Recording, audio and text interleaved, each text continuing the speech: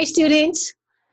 Today, I want to go over a little bit about models of cities.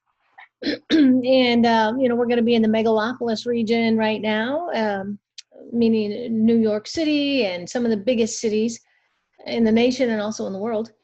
But let's take a look at some models, okay?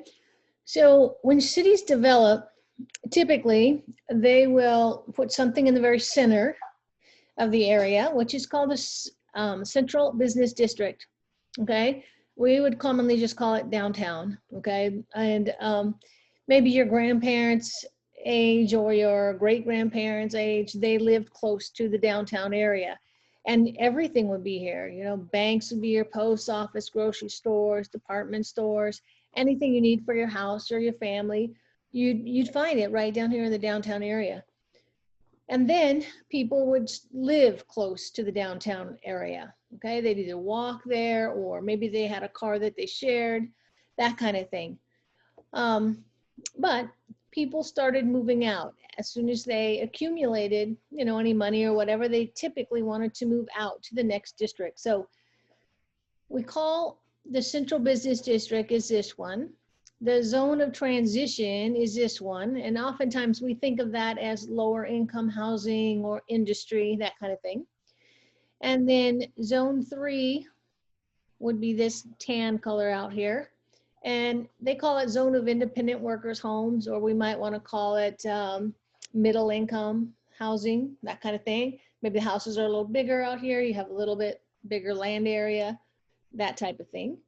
And then this one out here, number 4, would be called the zone of better residences. It's a weird name for it, but think of it as higher income homes. Again, bigger in square footage, bigger in land area, and so on. Okay, more spread out, those types of things. And then out here, this green area out here, this is called the commuter zone, and it's where you would come out to this area and drive to the next city. Okay, so again, it's called concentric zone because it's concentric circles or rings. From the middle, you have the downtown area or the Central Business District, and then you move out from there, okay? Now, this is a lot of back in the 1920s, and a lot of cities developed in this way. The next model is what we call the sector model. And in the center, you do have the Central Business District, like the last model I showed you, okay? Or the downtown area. So up here it says Central Business District, right here. Where it differs from the concentric zone, though, is the corridor right here, okay? It's got a corridor that runs right next to the downtown area, and it is called for transportation and industry. Now, this might be a highway through here with a lot of industrial buildings. This could be a railroad going through town. This could be a river going through town, okay? It's known for transportation and different industries. Then we have these sections like an orange. That's where helps you remember sector, sections of an orange maybe. I don't know, it does for me. So next to the industrial area, we'll have the lower income homes. And then the greenish area, like that olive green color, is middle income homes. And then this lime green color is more for higher income homes, okay? So with cities, you always have lower income, middle income, higher income. You typically have some sort of industry. You typically have some sort of either downtown area. It may not be in the center. These two models have it right in the center and then develop from there. So my little city of Placentia, where I live, we have a railroad that runs through town. And we used to be all agriculture, growing, especially oranges, okay? So orange trees and orange groves were all in this area, but we needed good transportation links. So along the railroads, we have a lot of packing houses that pack up all the fruit and send it across the nation, okay? And that's how we developed as a city. And it would be very similar with Fullerton, Yorba Linda, and some other cities around here because this was all an agricultural area. Okay, and so I tend to think of my city growing in this direction. I don't know if it's right or not. Okay, so this is a sector model. It came about like in the late 1930s. I have one more model I want to show you. So this is called the multi-nucleus model. And what it means is it has many different nucleuses, nuclei, right? Different areas of town that have developed.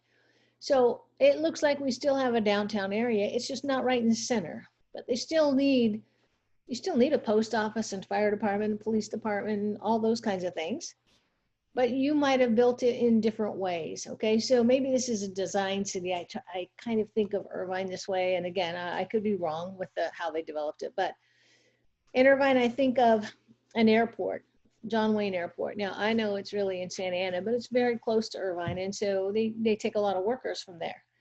Okay, so over in this corner, let's say we'd have an airport, and not just the airport, but it's got bays and service bays and terminals and restaurants and car rental places and hotels and all those things that work together with the airport.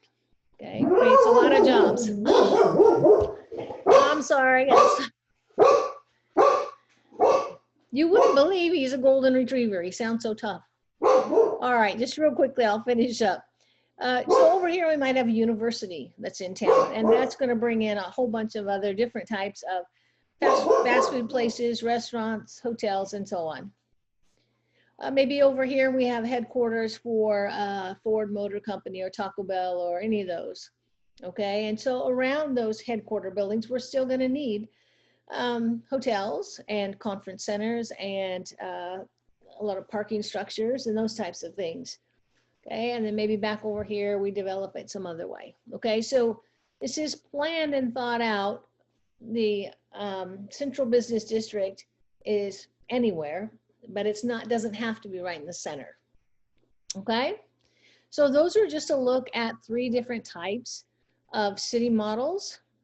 And if you are looking at some of the older towns, like say for instance, in the megalopolis region, if you've ever been to Boston, Boston is an old city. It's beautiful, but it's an old city. Sometimes you walk on streets there that are cobblestones and they're narrow, and that's the way they were developed. So sometimes they keep those things just for novelty. It would be really hard to deal with the population density in some of our big cities with streets that size. Okay, so again, this is just giving you more write-up on those 3 models. So take a look at those and think about your own city, where you live right now or where you grew up. What model does it fit more into?